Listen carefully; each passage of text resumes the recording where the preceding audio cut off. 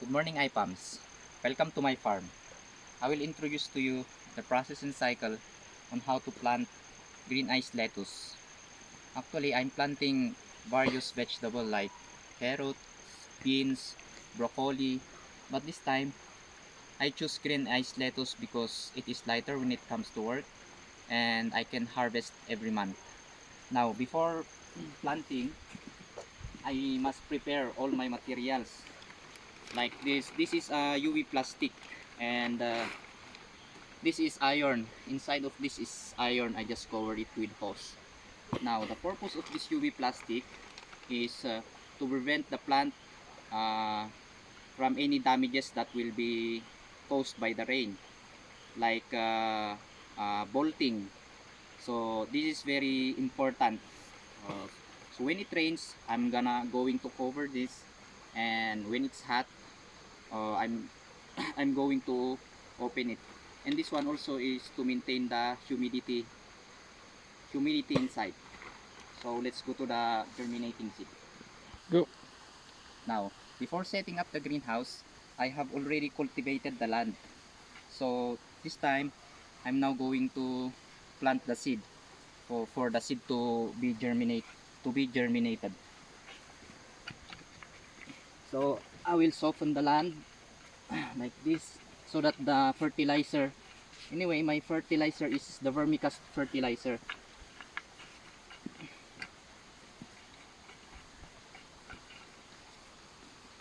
So this is the seedlings that I'm going to plant.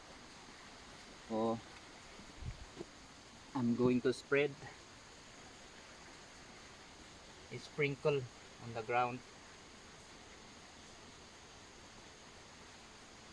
like that. So after I have sprinkled, I will just cover it with the just just cover it with light.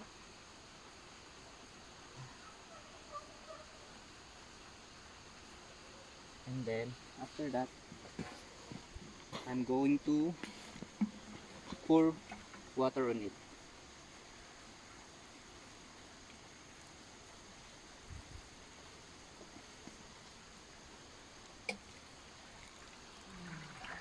So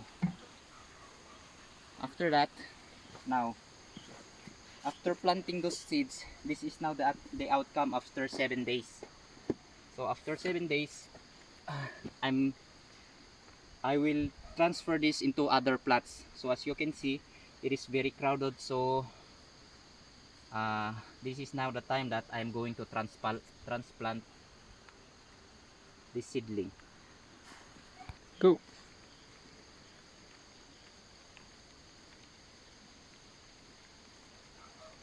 So I will transplant this one by one and see to it that they have uh, distances.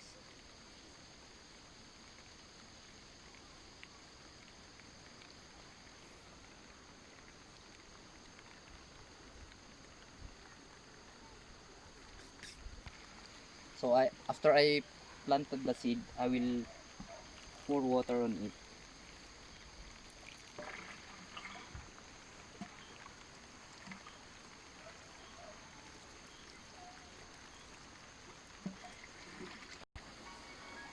Now, after transplanting the seed, after I finish all of this, I have to wait 2 weeks, and then after 2 weeks, it will grow bigger.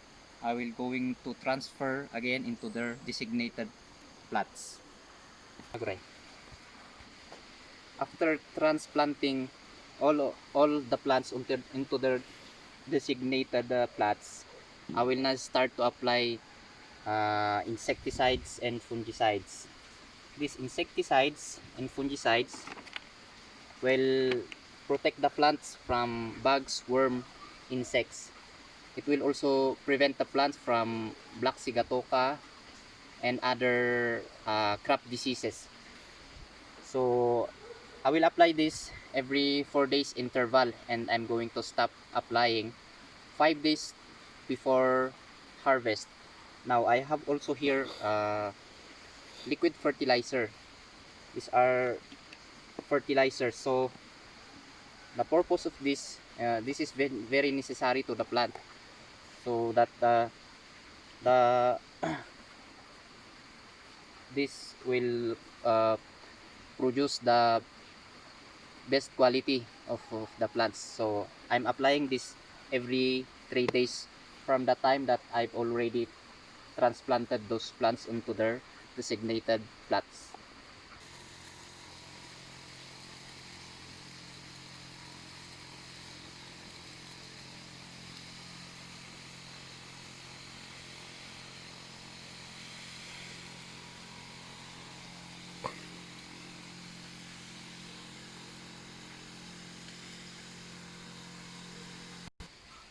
Now, while waiting for the harvest, this is now my daily routine. I'm going to check every day the plants and uh, to water the plants and remove the weeds. So this is it. I will do this especially when the land is dry. So I have to water the plants.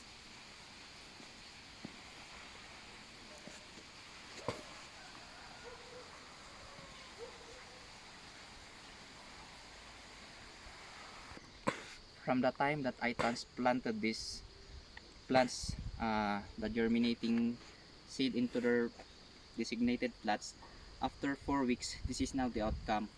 It is now ready to harvest.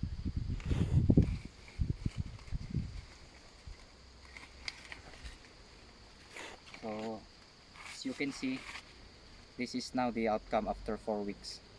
So after I will harvest all of this, I will repeat again the process, and I will cultivate this land, clean this area, and I will transfer again those germinating seed in here. So that's the cycle and process of planting green ice lettuce, and that's all.